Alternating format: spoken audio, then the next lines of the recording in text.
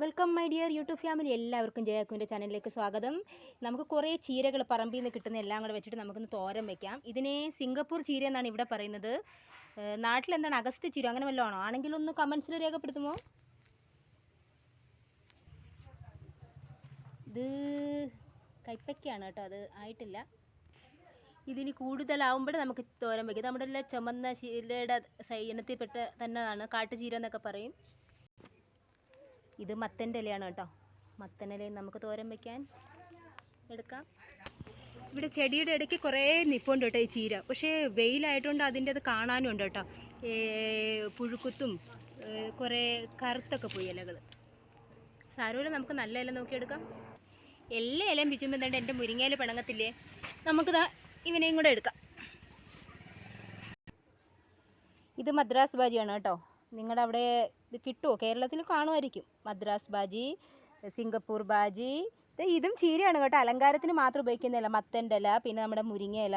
അതുകൊണ്ട് ഇത് നമ്മളിത് ഇതിൻ്റെ കിളുന്നതില്ലേ, കിളുന്നത് മേളിൽ നിന്ന് ഇങ്ങനെ നമ്മളിത് കട്ട് ചെയ്ത് കൊടുത്താലേ ഇത് വളരൂ. പിന്നെ നമ്മൾ കിളുന്നതെല്ലാം എടുത്തിട്ട് നമ്മൾ തോരനിൽ ആഡ് ചെയ്യും. നമുക്കിതെല്ലാം കൂടെ വെച്ചിട്ടൊരു മിക്സ് തോരൻ ഉണ്ടാക്കിയാൽ എങ്ങനെയിരിക്കും? ഇലയെല്ലാം നല്ല കഴുകണം കേട്ടോ. ഞാൻ ഓരോരോ ഇല കഴുകിക്കൊണ്ടിരിക്കുകയാണ്. കാരണം ഇതിനകത്തെല്ലാം ഒത്തിരി പൂച്ചകളെല്ലാം വന്നിരിക്കും. ചിലന്തി മുട്ടയിടും. അങ്ങനെ ഞാൻ അഗസ്ത്യ ചീരയും പിന്നെ മത്തൻ്റെ ഇലയും ചീരയെല്ലാം കഴുകി തോർത്ത് വെച്ചു. ഇനി മദ്രാസ് ബാജി കഴുകണം. മുരിങ്ങയില നേരത്തെ കഴുകി വൃത്തിയാക്കി വെച്ചു. അങ്ങനെ ഞാൻ ഇപ്പം മദ്രാസ് ചീരയാണ് ഇപ്പം അരിയാൻ പോകുന്നത്. ഈ മത്തൻ്റെ ഇലയിലോട്ട് വെച്ചിട്ട് ഇതിനെ അങ്ങനെ ഞാനങ്ങ് മടക്കും. മടക്കിയിട്ട് കണ്ടോ, ഇങ്ങനെയാണ് എൻ്റെ ചീര അരിയുന്ന ഐഡിയ. അങ്ങനെ മദ്രാസ് ബാജി കഴിഞ്ഞു.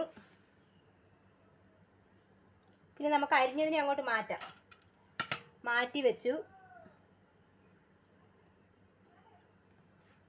ഇനി നമുക്ക് മത്തൻ്റെ ഇലയിൽ ചുമന്ന ഇലയെല്ലാം കൂടെ അങ്ങോട്ട് വെച്ച് ഇതിനെ അങ്ങനെ അങ്ങോട്ട് മടക്കി ഇനി അതിനെ നമുക്ക് കുഞ്ഞായിട്ട് അരിഞ്ഞു കൊടുക്കാം. എങ്ങനെയുണ്ട് എൻ്റെ ചീര അരിയുന്ന ഐഡിയ? ഇഷ്ടപ്പെട്ടെങ്കിൽ കമൻസിൽ ഒന്ന് കണ്ടവർ രേഖപ്പെടുത്തണേ, സ്കിപ്പ് ചെയ്യാതെ കണ്ടവർ.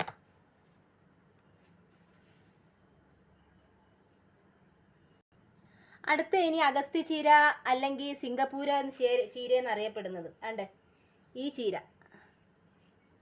ഇതാണ്. ഇതിനെയും നമുക്ക് ഇങ്ങനെ എടുത്തിട്ട് കുഞ്ഞായിട്ട് അരിഞ്ഞു കൊടുക്കാം.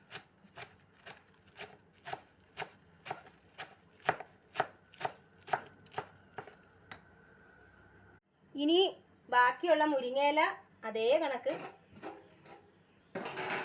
മത്തൻ്റെ ഇലയിലിട്ടു. അതിനെ പൊതിഞ്ഞു. അതിനുശേഷം ഒരു കട്ട് കൊടുത്തു. പിന്നെ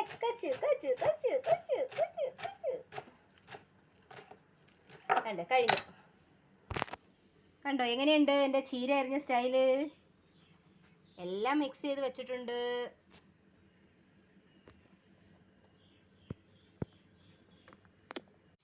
ചീര കടുവറുക്കാനുള്ളതെല്ലാം ഞാൻ ഇട്ട് കൊടുത്തു. ഇനി നമുക്ക് ചീര ഇട്ട് കൊടുക്കാം.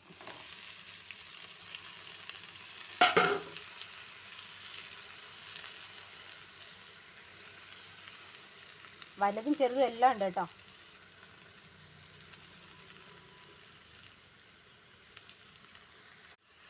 ചീര ഞാൻ വേവിക്കാൻ വെച്ച് കൊടുത്ത് ഉപ്പ് ഇട്ട് കൊടുത്ത് കടുക് വറുത്തിട്ടാണ് ഞാൻ വെച്ച് കൊടുത്തിരിക്കുന്നത്. നമ്മുടെ ചീര പകുതി വെന്ത് കേട്ടോ. നമുക്ക് ചീര എപ്പോഴും ഒരു 75% കൂടുതൽ വേവിക്കരുത്. അതിൻ്റെ തനതായ ഒരു പച്ച ടേസ്റ്റ് നിലനിൽക്കണം, അല്ലെങ്കിൽ പിന്നെ അതിൻ്റെ രുചി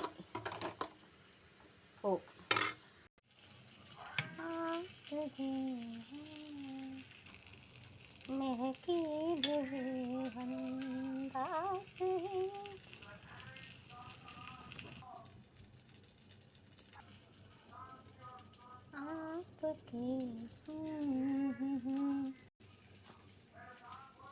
ഫൈനൽ റിസൾട്ടാണ്.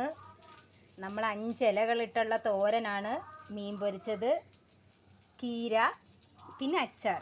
ഇവിടെ മീൻ ചാറൊക്കെ ഉണ്ട് കേട്ടോ, ഒഴിക്കാനൊക്കെ ഉണ്ട്. പക്ഷേ എനിക്കിത് മാത്രം മതി. ഇച്ചിരി തൈരുണ്ട്, നമുക്ക് തൈരും കൂടെ വെക്കാം. അങ്ങനെ കുറച്ച് തൈര് നമുക്ക് ഈ സൈഡിലും കൂടെ ഒഴിച്ചു കൊടുക്കാം. ഓക്കെ, ഇതാണ് എൻ്റെ ലഞ്ച്. നമ്മുടെ വീട്ടിൽ തന്നെ ഉണ്ടായ ഇലവർഗ്ഗങ്ങളും മാങ്ങാച്ചാറും മീനും കീരയും തൈരും. അപ്പോൾ എല്ലാവർക്കും നല്ലൊരു ദിനം ആശംസിക്കുന്നു.